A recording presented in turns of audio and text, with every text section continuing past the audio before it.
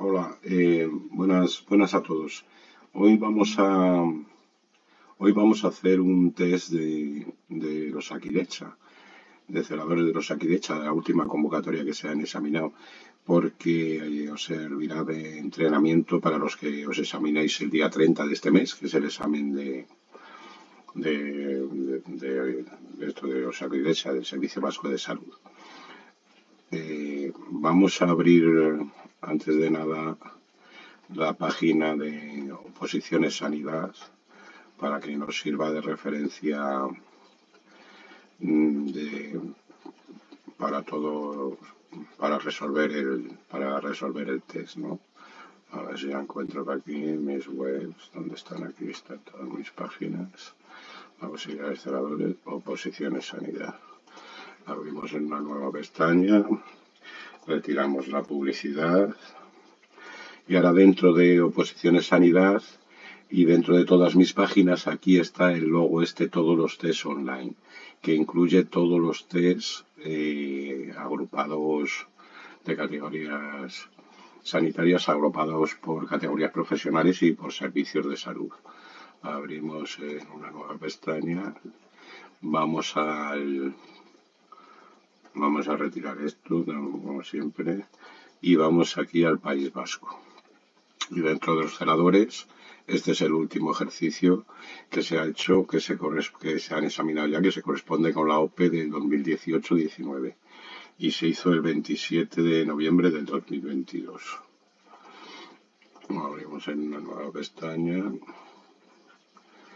y aquí vamos a ir al final para hacerlo dentro del blog, donde pone aquí versión para móviles de este test online.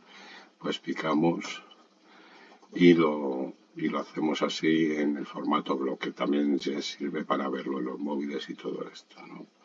Por eso están los test en formato web y en formato blog. Este es, ¿no? Vamos a retirar ya esto. Este test, el test de celadores número 259, OPES 2018-19, Osakidecha, Servicio Vasco de Salud, turno libre, examen modelo A, 27 del 11-2022, la parte 1, que son las 55 primeras preguntas, de la 1 a la 55. Luego la segunda parte ya la haremos mañana pasado, que es de la 56 a la 110. Bueno, empezamos por la pregunta 1. Indique la respuesta correcta sobre la posición de Rosser. A. Persona tumbada boca arriba. B. Paciente tumbado boca abajo con la cabeza ladeada. C. Paciente boca arriba con la cabeza colgando por la parte superior de la cama. Y C y D. Paciente tumbado boca abajo en un plano oblicuo de 45 grados con la cabeza más baja que los pies.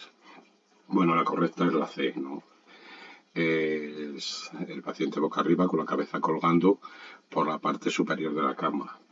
Esta posición está indicada sobre todo para intubación endotraqueal y para lavado del cabello del paciente encamado. Vamos a abrir aquí desde Posiciones Sanidad en la zona de salud. Ya me pasé. Aquí están los esquemas sanitarios. Y dentro de los esquemas sanitarios, el número 4, que es las posiciones anatómicas de los pacientes. Este esquema lo consultaremos en este test bastante, porque hay bastantes preguntas sobre posiciones. En concreto, las siguientes son sobre posiciones. Vamos a ver la posición de Rosser. A ver si la encuentro. Esta, también llamada de Proed, Rosser o Proed. El paciente se encuentra en decúbito supino con la cabeza fuera del tablero, colgando, debiendo quitar el cabecero de la cama con el objetivo de mantener el cuello en hiperextensión, los hombros en el límite de la cabecera de la cama o camilla. Posición adecuada, como ya os he dicho antes, para la intubación endotraqueal, exploraciones faríngeas y para el lavado del cabello del paciente encamado, también utilizada en intervenciones quirúrgicas de bocio. Esta es la imagen, ¿no? Ahí está, no es la cabeza colgando. Bueno, pasamos a la siguiente pregunta. ¿Cuál es la indicación de posición en un paciente con problemas cardíacos y respiratorios? A. Trendelenburg, B. Fowler, C. Decúbito supino y D. Decúbito lateral.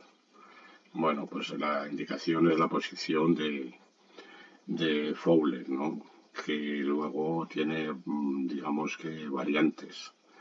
La Fowler es semisentado y hay la variante que es la semi-Fowler con una inclinación de 30 grados y la Fowler alta de 90 grados. La posición estándar de Fowler es sentado con una inclinación de unos 45 grados, ¿no? Mirad, aquí lo veremos en el esquema de las posiciones anatómicas. Ahí está, Fowler o semisentado. Bueno, no os leo toda la descripción, que es bastante larga para ir avanzando, pero aquí está la imagen, ¿no? Y ahí está la descripción. Fowler o semisentado. Luego Fowler, semi-Fowler, 30 grados, y Fowler alta, de 90 grados de inclinación. Pasamos a la pregunta 3. ¿Cómo se denomina a la posición en la que el paciente se encuentra vertical sobre los pies? A. Decúbito supino, B. Decúbito frontal, C. Trendelenburg y D. Bipedestación. Bipedestación es la D, ¿no? Hay dentro de las posiciones anatómicas, hay tres grandes grupos. Miradlo, aquí lo veis en el esquema de las posiciones anatómicas, en esta imagen de Celadores Online. Hay que decirlo, que es de Celadores Online del blog.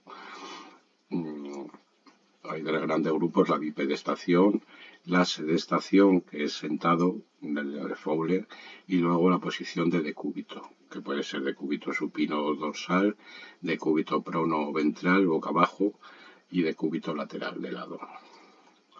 Aquí lo veis bien claro. Por tanto, la bipedestación es de pie. Pasamos a la pregunta 4. ¿Cómo se denomina a la posición en la que se coloca al paciente de rodillas e inclinado hacia adelante? A. Sins, B. Genupectoral, C.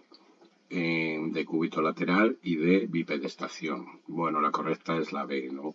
Es la posición genupectoral, también llamada maometana, que se utiliza pues para exploraciones de recto, etcétera, ¿no? Vamos a verla aquí. Posición genupectoral o maometana. Aquí está. Mirad. El paciente se encuentra de rodillas en la cama, con el tronco inclinado hacia adelante, con los brazos cruzados apoyados en el colchón y la cabeza sobre ellos. Es la posición más adecuada para exploraciones de recto y extracción de fecalomas, también utilizada en cirugía de la zona rectal. Aquí veis la posición, ¿no? Pasamos a la pregunta 5. ¿En qué posición se colocará a un paciente inconsciente? A. Sins, B. Genupectoral, C. Decúbito supino y D. Decúbito lateral. Bueno, la correcta es la posición de Sins. Esta posición tiene muchos nombres: la posición de Sins, semiprona, posición de seguridad o posición de recuperación. Es una mezcla entre decúbito lateral y decúbito prono. Vamos a verla aquí en el esquema que viene al principio. Por un lado esta es la posición de seguridad o de recuperación. Esta es la descripción, no os la leo. Y mirar otra acepción de esta posición también, aparte de los que os he dicho, también se llama posición de pronación 3/4 e inglesa. Tiene muchos nombres. Bueno, pasamos a la pregunta 6. En la posición de cúbito lateral, ¿cómo se encontrará el paciente? A. Inconsciente, B. Tumbado y en posición fetal, C. De rodillas e inclinado hacia adelante y D. Tumbado de lado y con la pierna superior flexionada en ángulo recto. Bueno, es esta, la D, ¿no? Tumbado de lado y con la pierna superior flexionada, el ángulo recto. Ya sabéis que hay dos decúbitos laterales, el decúbito lateral izquierdo y el decúbito lateral derecho. La pierna que queda por encima, es decir, la pierna superior es la que se queda flexionada en ángulo recto, ¿no? Ya sea la pierna derecha o la pierna izquierda, la que queda arriba, según el decúbito en el que pongamos al paciente. Bueno, esta también está aquí, ya no abro más el esquema. Pasamos a las 7.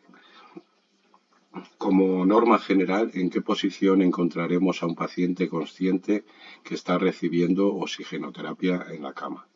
A, decúbito supino, B, decúbito prono, C, sentado y D, en bipedestación. Bueno, como norma general es sentado, es decir, en la posición de Fowler, a no ser que esté contraindicada, porque tenga, pues, fractura de columna o alguna cosa, pero esa es la posición indicada como norma general para la administración de oxígeno, ¿no? La posición de Fowler, es decir, la de sentado. 8. Seguimos, como veis, con las posiciones anatómicas. La pregunta 8 indique la respuesta correcta sobre la posición de Morestin. A. Paciente en decúbito supino con la cabeza más baja que los pies. B. Paciente en decúbito supino con la cabeza más alta que los pies. C. Paciente en decúbito prono. Y D.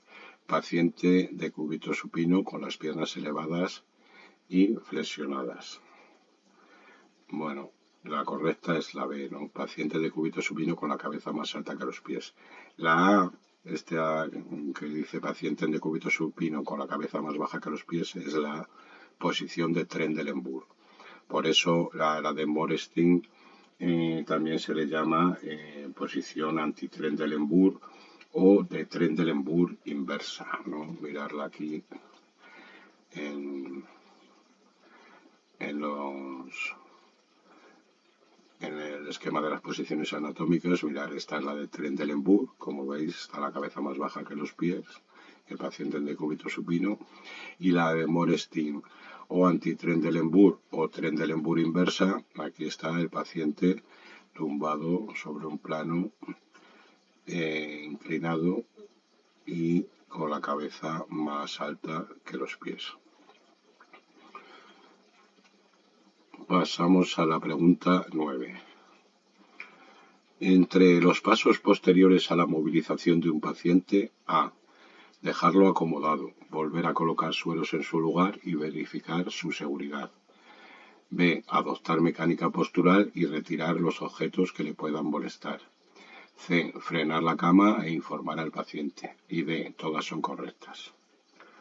Bueno, la correcta es la A. Esos son los pasos posteriores, dejarlo acomodado, volver a colocar sueros en su lugar y verificar su seguridad. Porque las opciones B y C, como veis, se corresponden con los pasos anteriores a la movilización. Pues frenar la cama, informar al paciente, adoptar la mecánica postural y retirar los objetos que lo puedan molestar. Estos son los pasos anteriores, pero aquí la pregunta se refiere a cuáles son los pasos posteriores.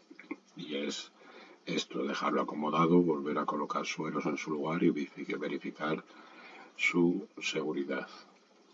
Vamos a abrir aquí ya pues la página que muchas veces abrimos porque preguntan mucho sobre ello, que es la de técnicas de movilización de pacientes, ¿no?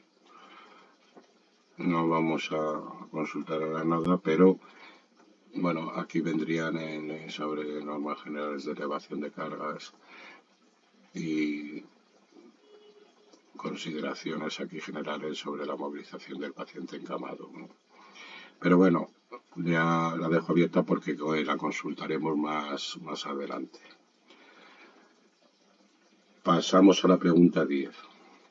En caso de movilizar a una persona con múltiples traumatismos, indique la respuesta correcta. A. Dependerá si el paciente puede colaborar. B. se le desplazará agarrándole por las axilas. C. Se le desplazará con una transfer entre dos o más personas. Y D. Se le desplazará en bloque. Bueno, la correcta es la D, ¿no? Esto lo debéis de tener claro siempre, en pacientes politraumatizados, que se refiere a ¿no? Persona con múltiples traumatismos, pues es un paciente politraumatizado. Siempre lo movilizaremos en bloque. Pasamos a la pregunta 11. En el movimiento hacia un lateral de la cama, estando la persona inconsciente, en decúbito supino, realizando el movimiento entre dos personas, A. Una persona pasará los brazos por debajo de las axilas y la otra persona cogerá al paciente por rodillas y muslos. B. Doblaremos la rodilla del paciente contraria al sentido del giro. C. Doblaremos la rodilla del paciente del lado del sentido del giro. Y D. Todas son correctas.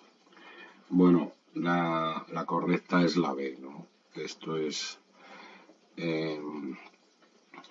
porque pasar de decúbito supino a un decúbito lateral, pues lo primero que hay que hacer es eso, es doblar la rodilla del paciente contraria al sentido del giro, para que una vez realizado el giro, esta quede, bueno, en la parte de arriba, pues doblada, ¿no? Flexionada, quiero decir.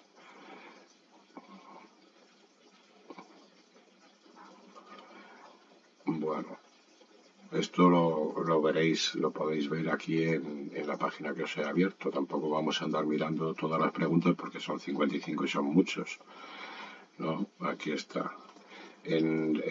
Aquí está el giro del paciente encamado de decúbito supino a decúbito lateral. Mirad, el paso 3 se le pide que flexione la rodilla del miembro que va a quedar por encima. En este caso no se lo pediremos porque se refiere a un paciente inconsciente, entonces esa flexión la debemos de hacer nosotros, no el paciente que está inconsciente, ¿no? Bueno, pasamos a la pregunta 12. En el movimiento del paciente de plano a plano en el procedimiento con dos personas, indique la respuesta incorrecta. Esto siempre mirar cuando os indica la respuesta incorrecta o indica la respuesta correcta, porque esto siempre lleva a confusión y mucha gente se confunde. Aquí nos piden la respuesta incorrecta. A. Se coloca una persona a cada lado, cada una coge la sábana lo más próximo posible al paciente. B. El cabecero de uno de los planos se coloca en el piecero del otro o viceversa para quedar los dos en ángulo recto y perpendiculares. C. La persona más alejada del paciente apoyará su rodilla en el plano vacío para ayudarse en la movilización. Y D. Colocar los dos planos a la misma altura si es posible. Inmovilizar ambos y cubrir el hueco entre ambos. Bueno, la respuesta incorrecta es la B, ¿no? El cabecero de uno de los planos se coloca, no, hay que colocarlos de forma paralela, ¿no? Esto de que esto se refiere, en este caso concreto, del cabecero de uno de los planos se coloca en el piecero del otro, o viceversa, para quedar los dos en ángulo recto y perpendiculares, es para la movilización en bloque que se realiza entre 3 o 4 personas y se traslada desde una cama a la otra, o desde una cama a la camilla, o desde la camilla a la cama, colocándolo así, con el piecero perpendicular al cabecero de la otra cama o de la otra camilla, ¿no? Cogiendo al paciente entre los 3 o 4 personas y realizando un giro hacia la otra cama o camilla, ¿no? Por lo tanto es incorrecta, porque aquí se refiere de plano a plano. Está, mira, la opción de colocar los dos planos a la misma altura, si es posible, pues lógicamente, inmovilizar a ambos y cubrir el hueco entre ambos. Esto de cubrir el hueco se refiere a que muchas veces al unir paralelamente la cama y la camilla, por el tema de las barandillas de la cama y las barandillas de la camilla, pues al ponerlas en paralelo queda un hueco. A veces es un hueco bastante amplio, hombre, no para que se cuele por ahí el paciente, pero es amplio. Entonces, lo de cubrir el hueco, aparte de que se utiliza la tabla o el transfer, pero se pone también pues se suele colocar una almohada en ese hueco. Y bueno, y la A también es correcta y la C también es correcta. La incorrecta, como digo, es la B, que en este caso es un enunciado que se refiere a una movilización en bloque. Bueno, pasamos a la pregunta 13. Cuando realizamos el movimiento del paciente hacia la cabecera de la cama sin ayuda del paciente, este lo deberá realizar como mínimo A, una sola persona, dos personas, o sea, B, dos personas, C, tres personas y D, cuatro personas. Bueno, sin la ayuda del paciente, es decir, paciente no colaborador, como mínimo deben ser dos personas. En el caso, cuando el paciente colabora, pues con una persona basta. Le diremos que flexione las rodillas, que haga fuerza hacia arriba y nosotros le agarramos por la parte de arriba de la espalda y también por las axilas y tiramos de él hacia la cabecera de la cama, ¿no? Con un movimiento coordinado entre el paciente y el celador o el TKI que lo suba para arriba. Pero si no colabora, pues son necesarias dos personas, una que se ponga a cada lado del paciente. Pasamos a la pregunta 14, que dice así su enunciado. El movimiento del paciente de la cama al sillón cuando realizamos el procedimiento entre dos personas sin colaboración del paciente, entre los pasos a realizar encontramos A. Sujetamos al paciente por los hombros y las rodillas. Le giramos hasta sentarlo al borde de la cama. B. Flexionamos las rodillas para abrazar ligeramente al paciente por la cintura para ayudarle a incorporarse de pie. Y a continuación, en un cuarto de giro, lo sentamos en la silla o sillón. C. A y B son correctas. Y D.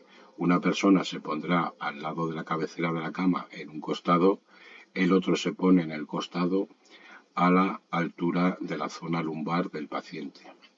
Entre los dos queda la silla en la que lo vamos a sentar. Perdón. Bueno, si os fijáis, las alternativas A y B se refieren a ese mismo caso, es decir, pasar de un paciente de la cama al sillón, pero con paciente colaborador. Luego aquí cuando dice A y B son correctas, no, es A y B no son correctas. Se refieren al paciente colaborador. Entonces, por eliminación, solo nos queda la alternativa D, que es que una persona se pondrá al lado de la cabecera de la cama, en un costado, el otro se pone en el costado a la altura de la zona lumbar del paciente. Entre los dos queda la silla en la que lo vamos a sentar. Repito que estas dos alternativas, la A y la B, se refieren a ese traslado, pero con un paciente colaborador. Bueno, pasamos. Esto todo lo podéis ver, ya os he dicho, en esta página que os había dejado abierta en las técnicas de movilización de pacientes. Como siempre os digo, ya me diréis que soy un pesado, pero os dejo los enlaces de los links de todas las páginas abiertas en la descripción del vídeo. Pasamos a la pregunta 15. Entre los dispositivos y materiales para ayudar en la movilización se encuentran, indique la respuesta correcta. A. Discos giratorios. B. Bastón. C. Silla de ruedas. Y D. Cama o camilla. Bueno, para ayudar en la movilización, la correcta es la A. los discos giratorios. Daros cuenta que el bastón es una ayuda técnica para ayudar en la deambulación, ¿no? Y la silla de ruedas y la cama o camilla pues son eh, aparatos para el transporte, ¿no? Para el transporte de pacientes.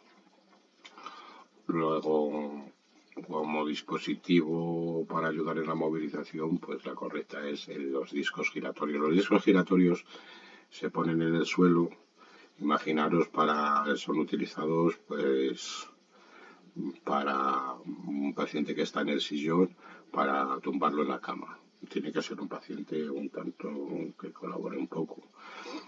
Entonces nosotros lo levantamos, apoyamos los pies en el disco, lo ponemos de pie y giramos. El paciente no tiene que girar los pies, sino que se gira el disco. Estoy haciendo el gesto como si me vierais, pero no me veis, claro, por bien vuestro, porque si me vierais a lo mejor os asustáis. Bueno, entonces gira el paciente y ya pues en esa posición de frente a la cama lo podemos sentar. Es para evitar que el paciente tenga que mover los pies. Bueno, pasamos a la pregunta número 16. En cuanto a las grúas, ¿qué tipo de grúas podemos encontrar? A. Eléctrica, mecánica e hidráulica. B. Eléctrica enchufable y eléctrica con batería. C. Hidráulica y manual. Y D. Mecánica y manual. Bueno, la respuesta correcta es la A. Eléctricas, mecánicas e hidráulicas, ¿no? La B, por ejemplo, eléctricas enchufables y eléctricas con batería, pues es porque una grúa con batería se enchufa, porque para que se cargue la batería y luego se desenchufa, porque una característica es que estas grúas enchufables que se enchufan para cargar la batería, repito, no se pueden utilizar cuando se está cargando, es decir, cuando está enchufada a la red. Pues, supongo que será para evitar algún tipo de accidente eléctrico, ¿no? Entonces siempre hay que desenchufarla para poderla utilizar.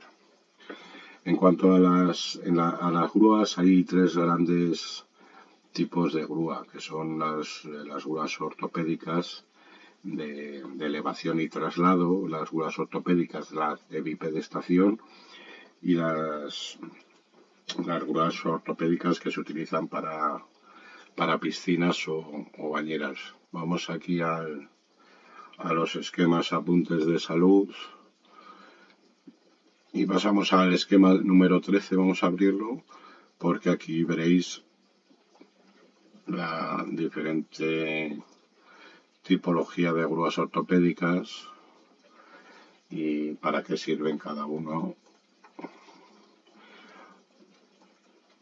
Aquí está un gráfico de la grúa ortopédica móvil para elevación y traslado con actuador lineal, que es esto. Y luego el otro modelo más común es la grúa ortopédica móvil para elevación y traslado con columna eléctrica, que es esta, la de columna. La más común es la otra. Yo estas de columna, la verdad que no las he visto nunca en hospitales. Bueno, vamos, ni en hospitales ni por ahí fuera. Cuando los ves ahí en las tiendas de ortopedia y todo, pues la que aparece más es esta, ¿no? Luego están las de bipedestación, que también se usan, que es para poner al paciente de pie. Se usan mucho pues en las residencias para levantar, por ejemplo, del sillón o de la silla de ruedas al paciente y cambiarle el pañal y luego se vuelve a su posición. Imaginaros que pues, nosotros, por ejemplo, nosotros en el hospital tenemos este tipo de grúas. Entonces, por ejemplo, tenemos a un paciente en el sillón que se zurra, vamos, hace caca y para cambiarle el pañal, si no colabora, que se sujete un poco, que lógicamente si lo hemos levantado con grúas que no colabora, pues para cambiarlo lo tenemos que acostar en la cama y luego volverlo a levantar, que normalmente ya no lo levantamos, claro. Pero si tuviéramos las grúas estas de las grúas de bipedestación, que a ver si la enseño para aquí.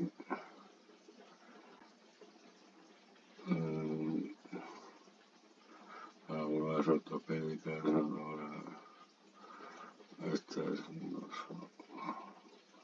¿dónde están? El 2 horas ortopédicas de Estación. Ah, pero es que no viene foto. Estas son las de piscinas y bañera. Bueno, no viene foto. Pero bueno, que sirve para levantar al enfermo, entonces lo levantaríamos del sillón, le cambiamos el pañal y luego pues lo podríamos volver a dejar al sillón. Bueno, aquí tenéis este esquema de la tipología de las diferentes tipos de grúas ortopédicas. Pasamos a la pregunta 17. Para colocar al paciente el arnés de una grúa desde una posición de decúbito lateral, A. Colocar al enfermo en decúbito lateral y pasar el arnés por debajo de la entremetida. B. Colocar al enfermo en decúbito supino y pasar el arnés de arriba a abajo por detrás y por debajo de una sábana entremetida. C. Colocar al enfermo en decúbito prono y pasar el arnés de abajo arriba por detrás y por encima de una sábana entremetida. Y D. Todas son correctas. Bueno, a esta pregunta, en el enunciado de la pregunta está la respuesta. Dice, para colocar al paciente el arnés de una grúa desde una posición de decúbito lateral. Pues lo primero, colocar al enfermo en decúbito lateral y pasar el arnés por debajo de la entremetida. Es decir, que el arnés no debe tocar directamente al paciente. Pero ya os digo que está muy clara. En el enunciado está la respuesta.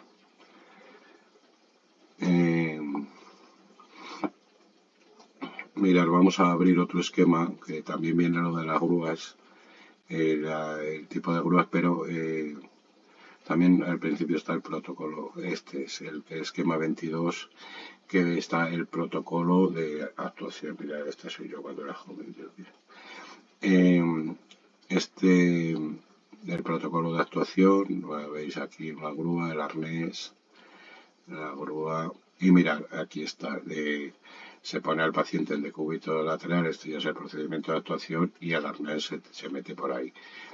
Entre el arnés y el paciente siempre hay una entremetida, es decir, no se coloca directamente que pegue el arnés con el paciente. Bueno, este es el protocolo de actuación para la colocación del arnés y vamos, en general para el uso de la grúa, que está muy interesante. Pasamos a la pregunta, bueno, como os he dicho, la correcta es la 17. Pasamos a la 18. ¿Cuál es el problema más importante que nos encontramos cuando hablamos de los transfers fijos? A. Tienen que ser manipuladas por al menos 3 personas. B. Los mandos son distintos dependiendo del modelo. C. Pueden permitir movimientos si detecta fallos en el posicionamiento de la cama. Y D. Solo se pueden utilizar en camas de las mismas dimensiones. Bueno, el problema, digamos, que de los transfer fijos, que son, la verdad que son unos armatrostes bastante complejos, son sistemas de transferencia, ¿no? de pacientes de plano a plano. Pero son bastante complejos, que siempre se usan sobre todo en quirófanos, ¿no? Para pasar el paciente de la cama a la mesa de operaciones, a la camilla de operaciones. Esto de que tienen que ser manipuladas, no, pues bueno, la verdad que no hace falta 3 personas, con 2 o con una. Los mandos son distintos dependiendo del modelo, pues claro, es como los mandos de la tele, cada tele tiene su mando. Pero vamos, el problema más importante es ese, que solo pueden utilizarse en camas de las mismas dimensiones, es decir, el transfer fijo está muy estandarizado. Se pone un transfer fijo en un determinado momento y se ajusta para unos casos concretos. No puede salir ahí con cualquier tipo de cama, comilla, que no se ajuste a lo que para lo que se ha diseñado ese transfer, ¿no? Fijo. Vamos a abrir el temario de celadores online, oro puro, como siempre os digo, que todavía no lo habíamos abierto. Y vamos a ver el tema, quitamos la publi también, el tema 13, que es la tercera parte de la movilización del paciente, es decir, el tema 11, 12 y 13 se refieren a la movilización del paciente, pero aquí viene lo de los transfer. Abrimos en una pestaña nueva, aquí está, mira los transfers. El transfer es simplemente un sistema de transferencia de un paciente de un plano a otro, ¿no? Luego hay varios modelos, los fijos, las tablas, los rolón o rollboard, mirar, este es el rolón o rollboard y la tabla rígida. Nosotros lo que tenemos en el hospital son tablas, excepto en el quirófano que hay rolón. El rolón para mí es el tema, el mejor, ¿no? Mejor, luego os explicaré cómo va porque me parece que hay preguntas sobre el rolón. Aquí no sé si venía una foto de un transfer fijo. Pues no, no viene. Pero bueno, es un armatroste de la hostia, ya lo diré. Ya lo digo. Es bastante complejo. Bueno, pasamos a la siguiente. Pregunta 19. Respecto a las grúas, indique la respuesta incorrecta. A. Están equipadas con arnés. B. Se emplean para la movilización de pacientes. C. Permite al paciente caminar con mayor seguridad. Y D. Algunos modelos incorporan un sistema de camillas de cintas para levantar horizontalmente al paciente. Bueno, como os digo, fijaros, respecto a las grúas, indica la respuesta incorrecta. Por la incorrecta es la C. Permiten al paciente caminar con mayor seguridad. ¿Por qué? Porque las grúas no están diseñadas, no son para ayudar a caminar al paciente. Ya hay, bueno, ya en el esquema de grúas, pues ya veis para qué sirven y los modelos que hay. Pasamos a la pregunta 20. Para colocar adecuadamente el arnés en la grúa para enganchar las bandas, A. Se debe enganchar en primer lugar la zona del cuerpo y posteriormente las piernas. B. Se debe enganchar en primer lugar las piernas y posteriormente el cuerpo. C. Se debe enganchar en primer lugar el lateral no dominante y posteriormente el dominante. Y D. Se debe enganchar en primer lugar el lateral dominante y posteriormente el no dominante. Bueno, la correcta es la A. Se debe enganchar en primer lugar la zona del cuerpo y posteriormente las piernas, ¿no? Vamos a ver en el esquema este de las grúas, mirad, esto es lo que hay que enganchar primero, la zona de la espalda, y luego se engancha esto. ¿No veis? Ahí está. Bueno, pasamos a la pregunta 21. Una vez elevado el paciente con suavidad en la grúa, debemos abrir las patas de la grúa para A. Aumentar la estabilidad. B. No debemos abrir las patas de la grúa, sino cerrarlas para que ocupe menos y sea más fácil manejarla. C. Procurar mayor seguridad en el traslado. Y D. A y C son correctas. Bueno, A y C son correctas. No debemos abrir las patas para aumentar la estabilidad y procurar mayor seguridad y traslado. También a veces debemos abrir o cerrar las patas de la grúa pues para sortear obstáculos. Por ejemplo, para acercarla al sillón, pues abrimos las patas para poderla acercar bien, si no chocaría con, pues a lo mejor con los pies del sillón, o lo que nos ocurre a veces en el hospital, que al irla a acercar a la cama, pues a veces chocan o puede estar el obstáculo de la batería, por ejemplo, de la cama, la batería que se encuentra en la parte de abajo, en la parte central en algunos casos, o con la rueda central de la cama, etcétera, etcétera. Entonces debemos jugar con eso, con abrir o cerrar las patas para eso, para sortear obstáculos, aparte de lo que dice la pregunta de aumentar la estabilidad y procurar mayor seguridad en el traslado. La respuesta es la B. A y C son correctas. Pasamos a la pregunta 22. ¿Son normas generales del arnés? Indique la respuesta incorrecta. Incorrecta. A. Revisar antes de cada uso. B. No utilizar si está deshilachado. C. Tras el alta del paciente, enviar a la lavandería. Y D. El paciente debe tener contacto directamente con el arnés, aunque veamos que lo puede manchar. Bueno, la incorrecta es esta. Además, ya lo he dicho antes, que el paciente no debe tener contacto directo con el arnés, sino que se colocará una sábana entremetida entre ambos, entre el paciente y el arnés. Claro, hay que revisarlo antes de cada uso, no utilizar si está deshilachado, porque se puede romper. Y luego, tras el alta del paciente, pues efectivamente hay que enviarlo a lavandería o lavarlo nosotros. Pero bueno, normalmente se envía a la lavandería. Pasamos a la pregunta 23. La ubicación del arnés es, indique la respuesta incorrecta.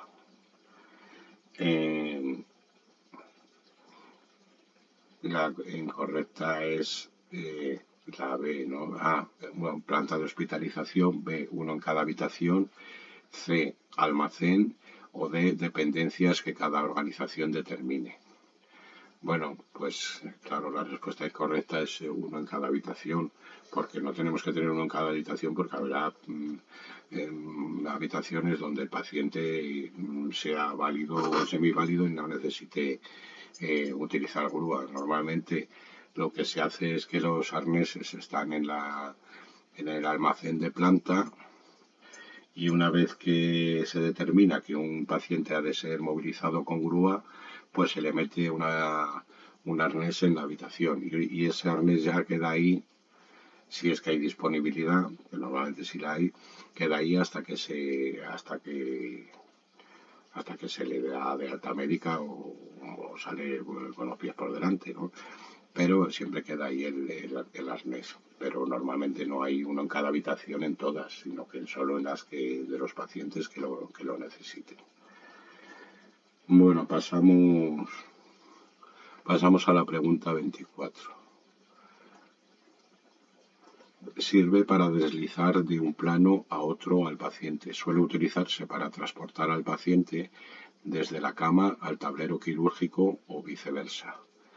A, camilla de tijera, B, arnés, C, transfer y D, correa de sujeción. Bueno, esta es la definición de transfer, ¿no? El transfer es un sistema de transferencia de un paciente de un plano a otro, ¿no? Entonces, desde la cama al tablero quirúrgico o viceversa, como veis, esto es de un plano a otro. Desde la cama a la camilla quirúrgica, al tablero quirúrgico, o desde el tablero quirúrgico a la cama. Es una transferencia desde un plano a otro. Y se utiliza, como digo, un transfer, que hay diferentes modelos, porque transfer es todo. La tabla de polietileno, pues es transfer. El rolón o rollboard es transfer, ¿no? Y luego están los transfer fijos, que son los armatrostes estos que ya os he comentado, pero mirad, esto ya viene aquí en la pregunta 25. Son tipos de transfer. A, transfer fijo, B, rampa o chapa, C, rolón o rollboard y D, todas son ciertas. Pues ya me he adelantado, todas son ciertas. Esos son todo transfer. Vamos a verlos aquí en el temario de Sonsoles, en el temario de celadores online, donde está, a ver, aquí está. Lo que pasa es que no viene la foto del transfer fijo, que digamos que, bueno, lo podéis mirar ahí en internet, poner transfer fijo y veréis el armatroste que hay ahí, también vídeos. Como veis, es todo bastante ortopédico. Mirad, esta es la tabla rígida, que es de polietileno o de plástico duro, y el sistema rollboard, que es más caro porque es un sistema patentado. Esta es la parte fija y lo otro es como una cinta sin fin. Entonces es muy sencillo porque inclinamos lateralmente al paciente, metemos un poco el rolón y solo empujarlo una vez que está encima del rolón, el paciente se desliza de tal manera que si le das un empujón fuerte puede salir por la ventana. Bueno, por la ventana no, pero la verdad que coge velocidad, es decir, no hace falta empujar muy poco. Por eso es un sistema muy cómodo, tanto para tanto para los profesionales como para los pacientes, ¿no? Bueno, vamos a la siguiente pregunta. 26. Estamos prácticamente en el Ecuador. No, un poco menos. Madre mía, ya llevamos 45 minutos. Bueno, vamos a ver si le damos un poco más vidilla a esto. 26. ¿Cuál es el primer paso en la utilización de transfer para transportar entre dos planos? A. Se mete en transfer entre la sábana y el paciente. B. Se mete el transfer debajo de la sábana del paciente. C. Se centra al paciente en el transfer. Y D. Se pasa al paciente con el transfer. Bueno, la correcta es la B, ¿no? Se mete el transfer debajo de la sábana del paciente. Como veis, esto es como lo del arnés, que no toca directamente al paciente, pues el transfer tampoco, está siempre una sábana entremetidas entre medias, y el primer paso es meter el transfer debajo de la sábana del paciente. 27. Los transfer fijos se manejan con A. Pedal, B. Manivela, C. Mando y D. Todas son correctas. Bueno, ya os he dicho que es un aparato bastante complejo, pues si es complejo, pues no va a ir a pedales, como las bicis, sino que va ni a manivela, sino que va con un mando. Son aparatos que van a la red, son aparatos eléctricos, ¿no? Y van con mando. Pasamos a la pregunta 28. Es un elemento que consiste en una chapa recubierta de una tela que hace las veces de cinta sin fin. A. Rolón, rollboard. B. Arnés. C. Transfer fijo. Y D. Rampa o chapa. Es lo que decía antes, la definición de rolón, de rollboard. Esa es, lo hemos visto aquí en las imágenes. ¿Dónde está? Madre mía. El rolón rollboard. Esto pues es lo que decía yo, que gira sobre sí mismo, una cinta sin fin. Ahí está. Este es el concepto, es la definición de rolón. Elemento que consiste en una chapa, en realidad no tiene que ser chapa, es una superficie, pues, pero normalmente no es chapa, es dura, recubierta de una tela, que tampoco es de tela, sino que puede ser de otro material, que hace las veces de cinta sin fin. Rolón, rollboard, el mejor sistema que hay, para mi gusto. Página 29. Cuando nos referimos a las partes de la cama, el dispositivo a través del cual el paciente se ayuda para moverse en la cama se denomina A. Vallas laterales, B. Trapecio o potencia, C. Vallas escamoteables y D. Cabecero. Bueno, ese dispositivo es el que se llama trapecio potencia, que se conoce más como el triángulo de Balkan, ¿no? Aquí vamos a ver vamos a abrir otro tema del temario de celadores online, que es el tema 3, el tema de las camas hospitalarias, porque dentro de este tema podemos ver los accesorios de la cama hospitalaria, y uno de ellos es este, mirad, este triángulo, que es un soporte de sujeción de triángulo. Algunas camas poseen una barra metálica en su lateral que sujeta el triángulo de Balkan o estribo, permite al paciente moverse ligeramente o cambiar de posición. Ya os digo, se llama triángulo de Balkan, aunque aquí lo llaman trapecio o potencia. Se llama de las tres maneras, pero es el dispositivo a través del cual el paciente se ayuda para moverse en la cama. Ya lo habéis visto aquí en la foto. Mirad, es este. Ya lo habréis visto en muchas camas. Pasamos a la pregunta 30. Con respecto a los frenos de la cama, A. Se pueden encontrar en la parte baja, lateral y media de una cama. B. La palanca de frenos no permite fijar la dirección de las ruedas. C. Nunca debemos circular con una rueda en sentido contrario, pues la cama se bambolea. Y D. Se puede circular con las ruedas en sentido contrario. Bueno, no, la verdad que no sé qué deciros. Bueno, no sé qué deciros, sí sé lo que deciros, que no entiendo muy bien la pregunta. Espero que vosotros la entendáis porque la respuesta correcta es la C, ¿no?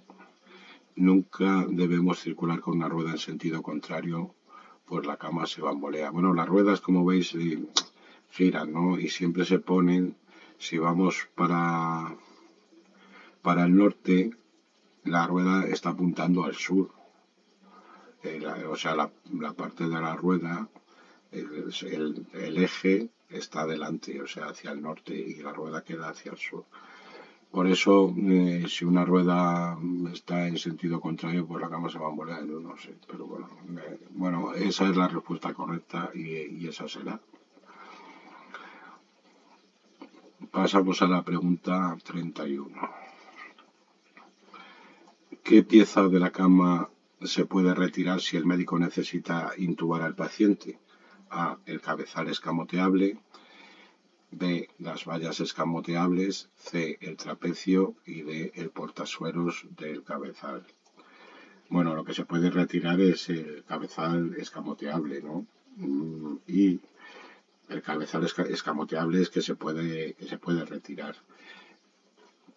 Se retira el cabezal, se coloca al paciente en la posición de Rosser, que ya la vimos en una pregunta, es decir, que está el paciente en decúbito supino con la cabeza colgando fuera de la cama y, es decir, con el cuello, queda el cuello en hiperextensión para facilitar la intubación del paciente, ¿no? Por eso se puede retirar, ¿no? Los cabezales de las camas. Pasamos a la pregunta 32. ¿Qué función tiene la quinta rueda central de la camilla? A. Facilitar la movilidad del paciente. B. Facilitar la dirección y el giro. C. Nos permite movilizar la cama cuando alargamos su longitud. Y D. Nos permite tener mayor estabilidad. Bueno, la respuesta correcta es la B, ¿no? Facilita la dirección y giros.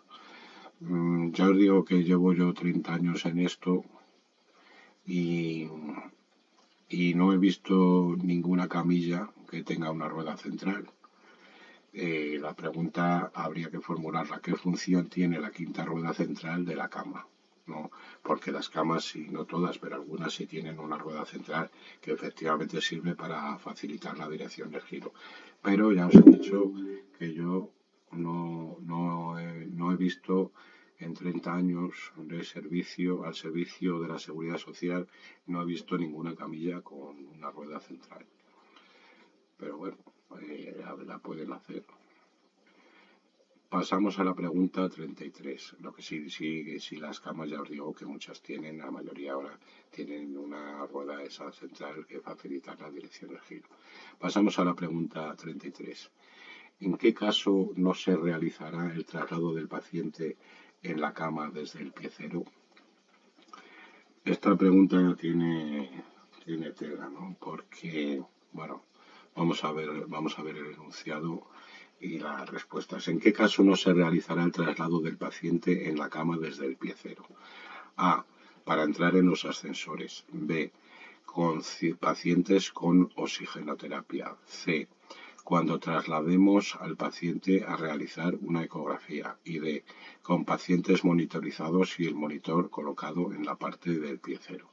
Bueno, dan por correcta la D. Vámonos, que la D es que es la correcta, la D. Con pacientes monitorizados y el monitor colocado en la parte del pie cero. Pero mirar en el enunciado. ¿En qué casos no se realiza el traslado del paciente en la cama desde el pie cero? Es decir, da por sentado que como norma general se traslada al paciente por el pie cero. Pues bien, esto solo ocurre en Osakidecha, en el País Vasco. Debe ser lo que llaman el hecho diferencial. Porque en el resto de servicios de salud, la norma general es trasladar la cama por el cabecero. Vamos a abrir del temario de celadores online una de las ampliaciones del temario, que son entradas del blog de celadores online, que es, además de reciente, es del 15 de septiembre, que se refiere al traslado de pacientes en silla, cama o camilla. Mira, traslado paciente en cama, silla o camilla en un centro hospitalario. Vamos a retirar la publicidad. Y bueno, esta imagen es impresionante. Aparte de que es bonita, aquí se resume todo. Mirar, como norma general, la silla de ruedas se empujará por las empuñaduras situadas en la parte trasera, la cama o camilla, desde el cabecero de la misma. Se hará de cara al sentido de la marcha, de tal forma que los pies del paciente vayan abriendo camino. Bueno, pues esto es la norma general, empujar por el cabecero. Mirad lo que pone aquí, clasificación válida para todos los servicios de salud, exceptuando Osakidecha, porque Osakidecha llevaría la cama o camilla por el piecero. Asimismo, por ejemplo, digamos que la norma que tienen allí es igual entrar, por ejemplo, con una silla de ruedas, entrar de espaldas en el ascensor. En cambio, ellos salen de frente. La norma para todos los servicios de salud es que se entra de espaldas, se gira en el ascensor y se vuelve a salir de espaldas. Pero ellos entran de espaldas y salen de frente. ¿No? Por lo tanto, esta tabla, que está, además que es bonita, y yo os recomiendo que la imprimáis para tenerla siempre a mano. Y no sé qué os iba a decir. Bueno, que ya pone aquí la excepción, clasificación válida para todos los servicios de salud, exceptuando Osakidecha, que tienen otra forma de manejar el traslado de pacientes. Entonces, bueno, dentro de que ellos empujan la cama desde el piecero, dicen que caso no se realizará ese traslado por el piecero, pues lógicamente con pacientes monitorizados y el monitor colocado en la parte del piecero, porque ahí tiene que ir el personal sanitario viendo, entonces empujaremos por el cabecero. La correcta es la B. Pasamos a la pregunta 34. ¿Dónde se ubican las camillas en el hospital? A. En la entrada principal exclusivamente. B. En las urgencias pediátricas y de adultos exclusivamente. C. En los servicios especiales como los quirófanos, urgencias, exploraciones en consultas, etc. Y D. En las consultas exclusivamente. Bueno, la correcta es la C, ¿no? Todos estos servicios como los quirófanos, urgencias, exploraciones en consultas, etc., deben estar equipados con camillas. Pasamos a la pregunta 35. La camilla de exploración tiene un cabecero que es elevable. ¿En cuántas posiciones? A. El cabecero es fijo. B. En 2 posiciones. C. En 3 posiciones.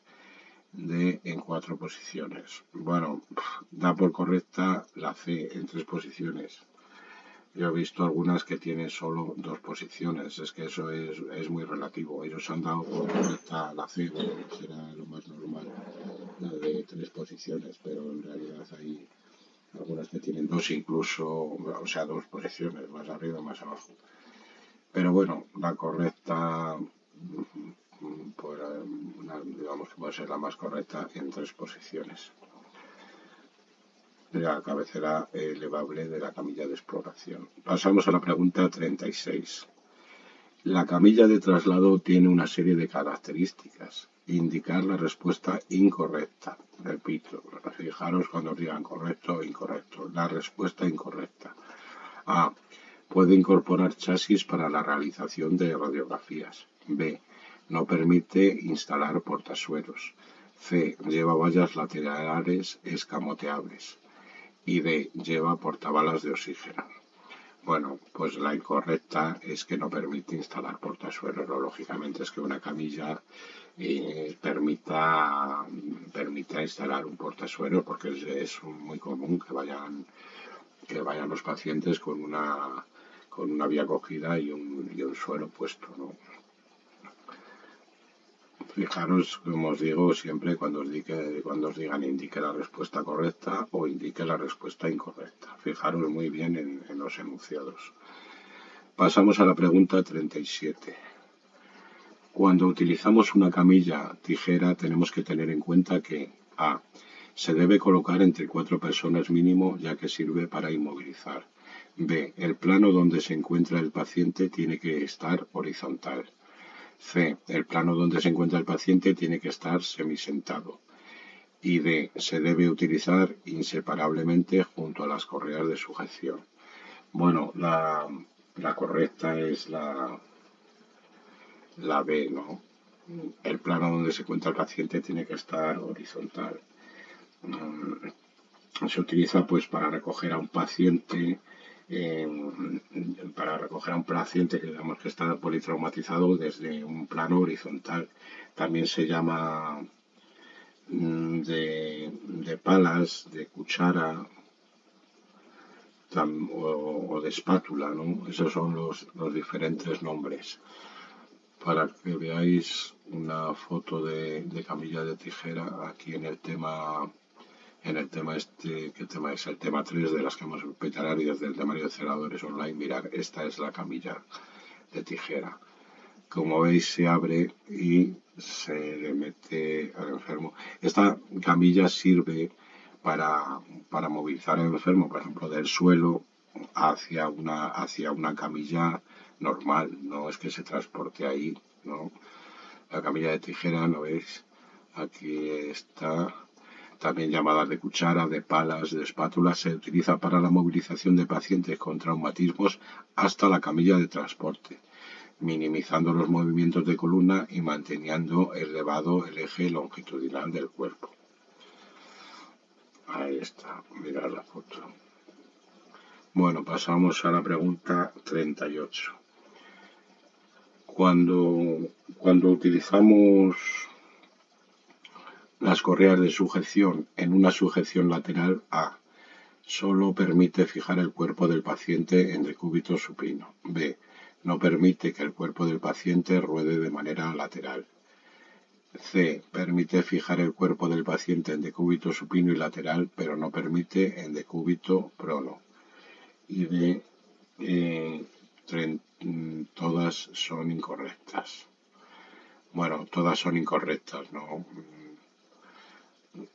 Porque no solo permite fijar el cuerpo del paciente en decúbito supino, no impide que el cuerpo del paciente ruede de manera lateral, permite fijar el cuerpo del paciente en decúbito supino y decúbito lateral, pero no permite en decúbito prono. Normalmente nunca se sujeta en decúbito prono, pero sí se podría. Vamos a abrir dentro del temario de celadores online otra más de las entradas del blog con ampliaciones de temario que se refiere a los tipos de contención y estrategias ante el paciente o estrategias ante el paciente agitado. Y aquí vemos unos gráficos, unas fotos. Mirad, este es el material necesario para las correas de sujeción mecánica, ¿no? El material que lo compone. Las sujeciones para las muñecas, el cinturón abdominal, sujeciones para los tobillos, las alargaderas y los botones o imanes.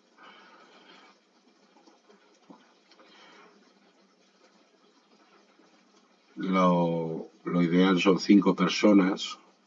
Aquí está la colocación de las 5, pero en caso necesario y como mínimo se realizará con 4 y esta es la colocación. Uno siempre por la cabeza, uno a cada lado de las extremidades superiores y otro En este caso que sujetará las dos extremidades inferiores.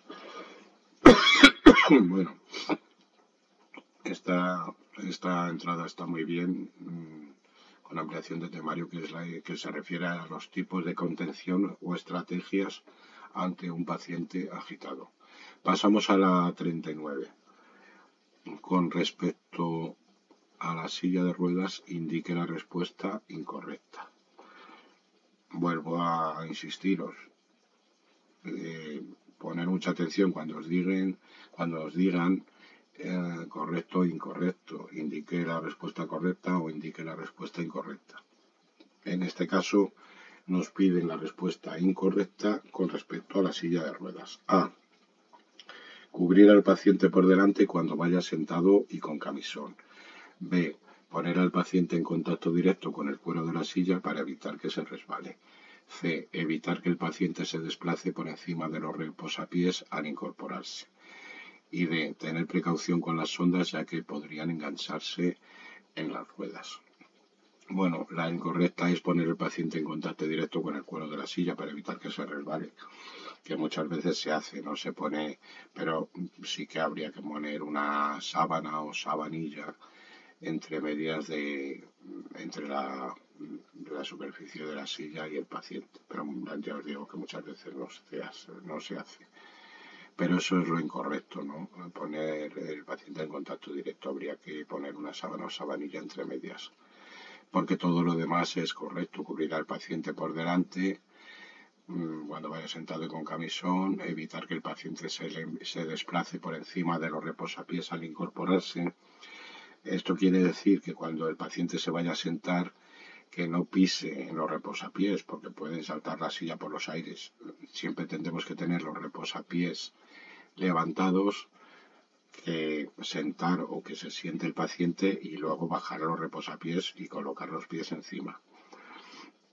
Y luego siempre también tener precaución con las sondas, ya que se pueden enganchar en las ruedas. Muchas veces, como no hay sitio para colgarlas, pues lo colgamos de la manilla, pero a veces se desprenden y se puede enganchar a la rueda, que muchas veces la colgamos la sonda mal hecho de reposabrazos, pues si el paciente no la puede llevar, etcétera, y se sueltan de reposabrazos y caen en las ruedas y se puede enganchar.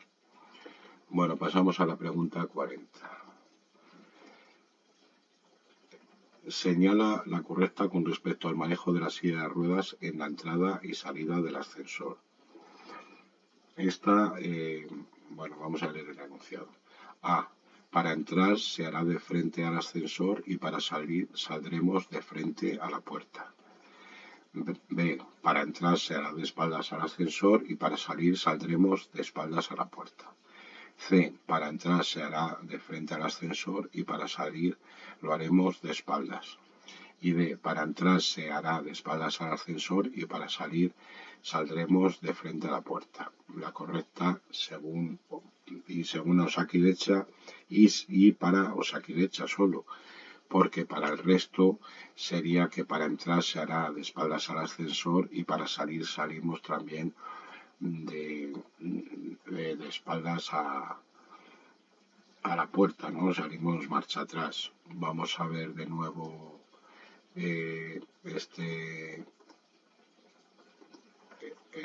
¿dónde está el esquema de mirar. Para entrar entramos de espaldas al ascensor y en todos los servicios de salud también se sale de espaldas, menos en Osakidecha, que se sale de frente.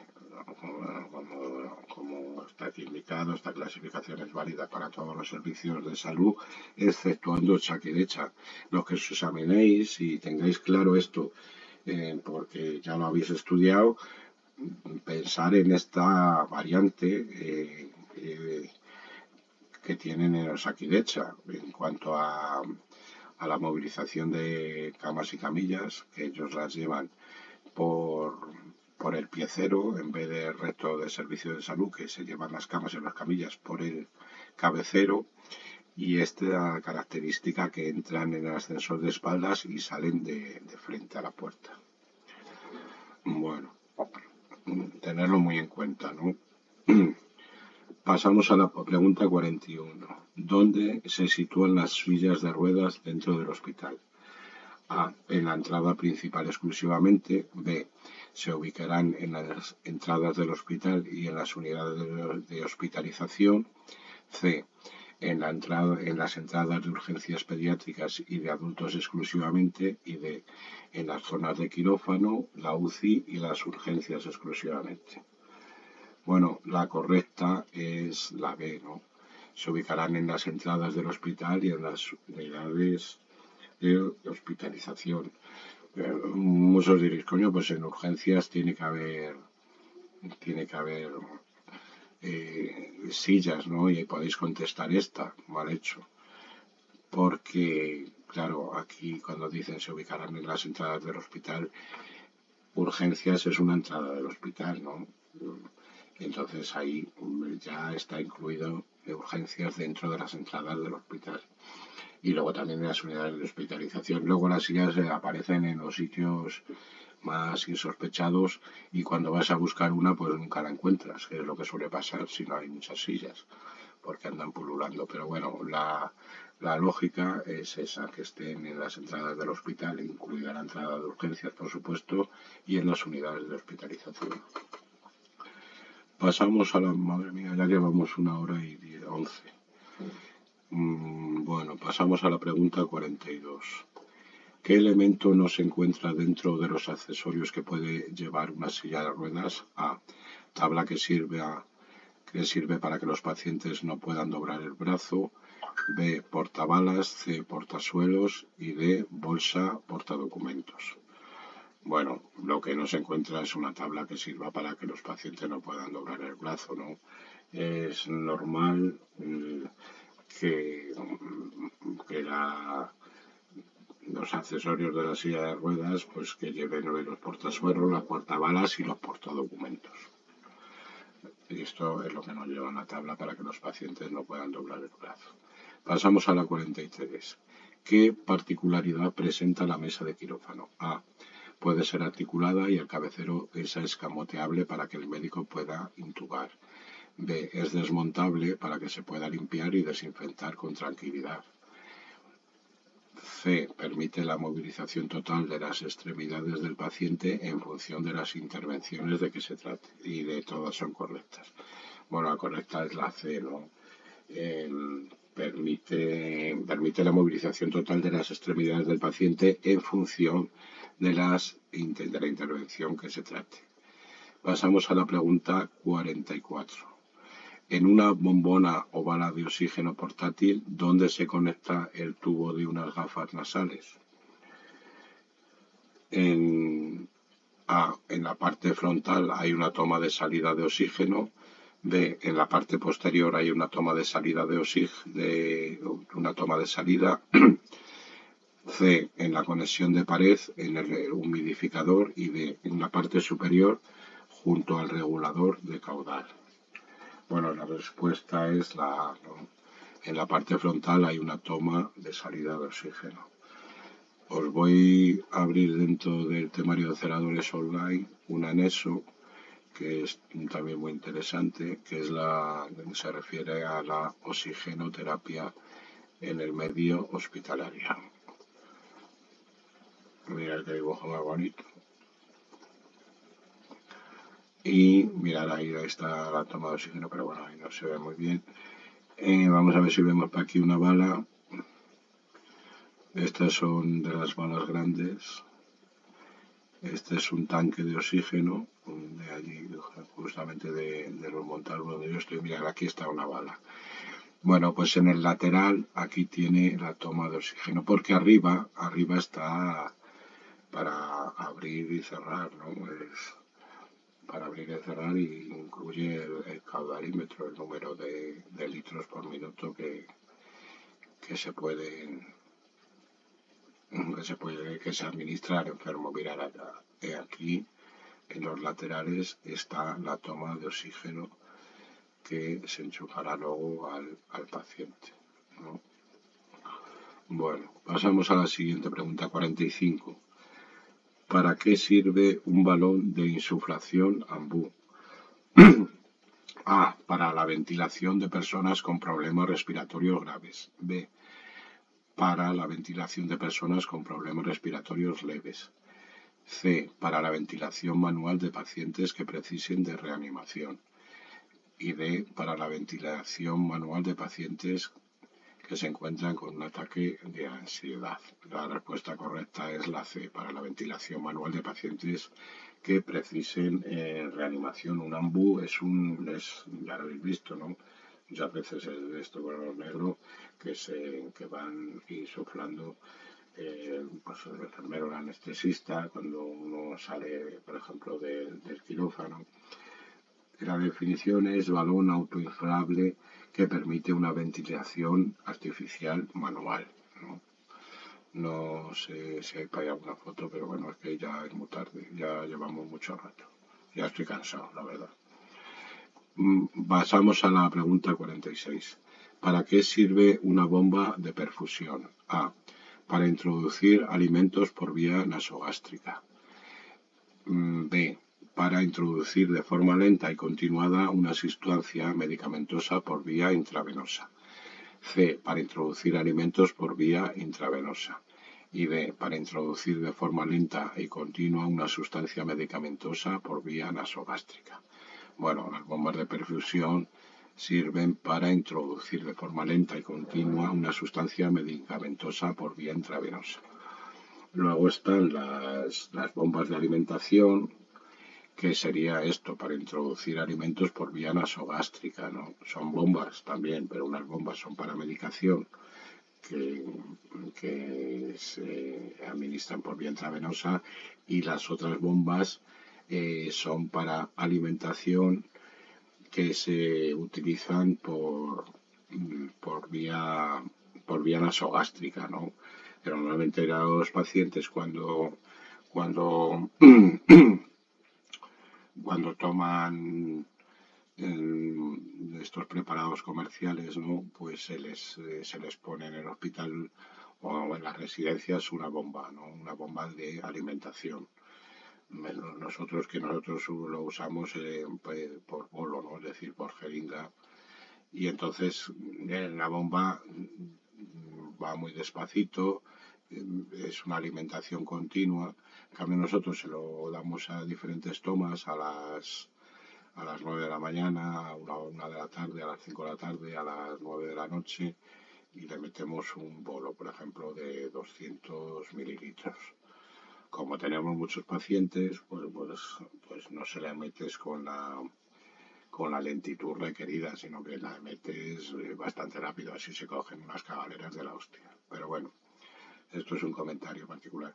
Que os quede claro que las bombas de perfusión son para administrar medicación vía intravenosa y las bombas de alimentación son para administrar alimentación por vía nasogástrica.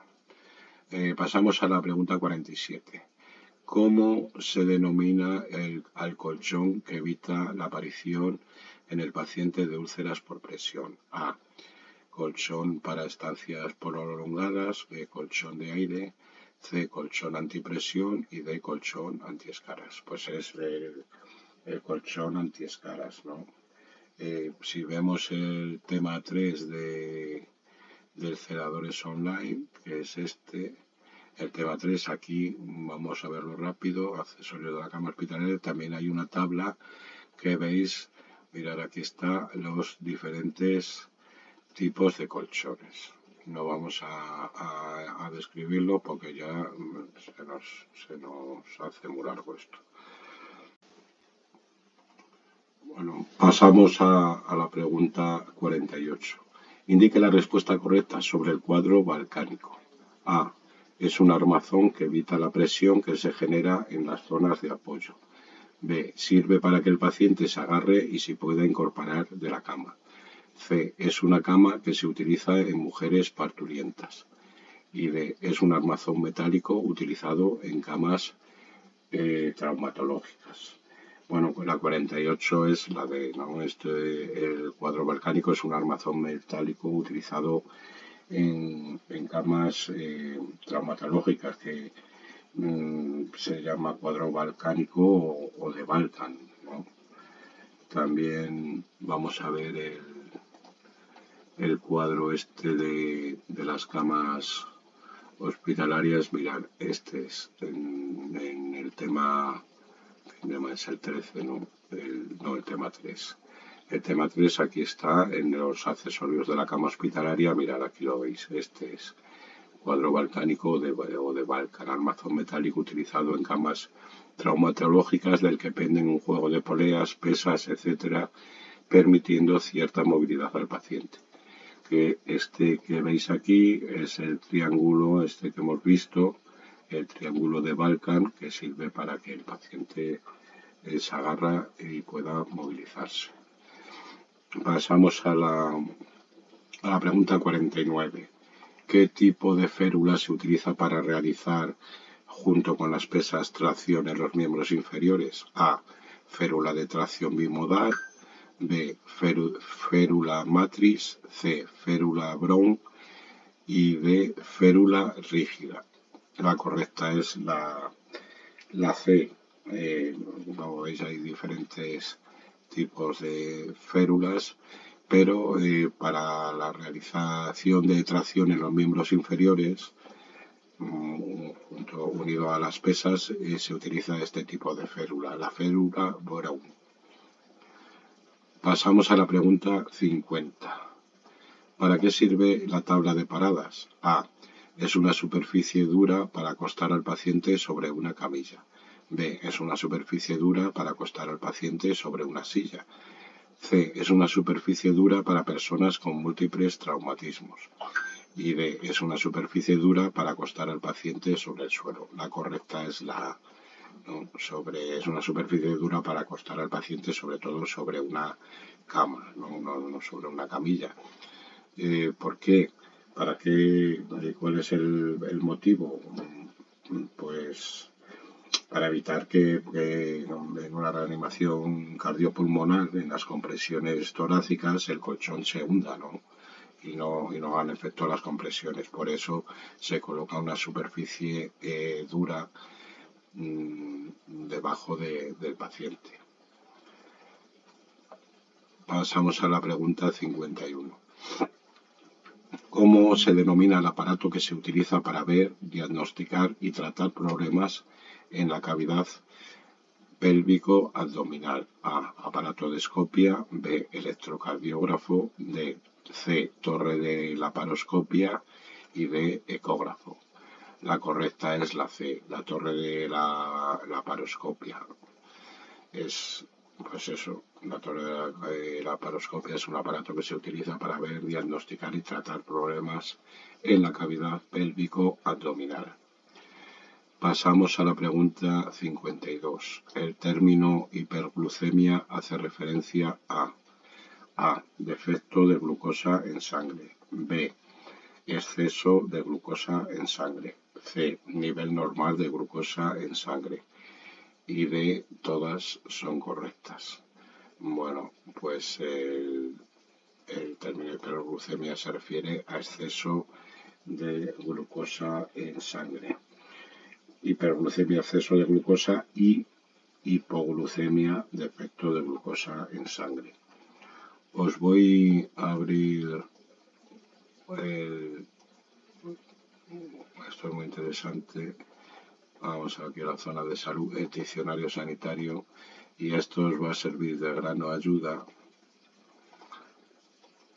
Vamos a abrir ahora la letra P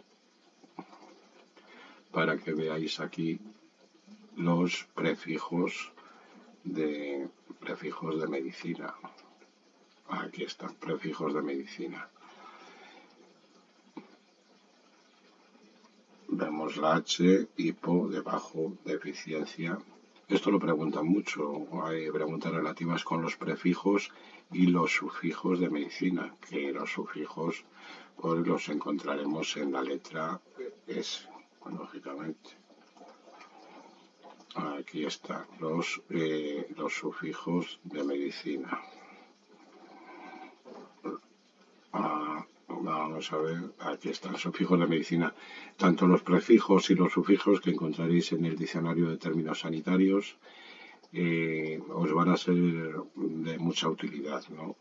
Para responder a las preguntas tipo test de los exámenes. Pasamos a la pregunta 53.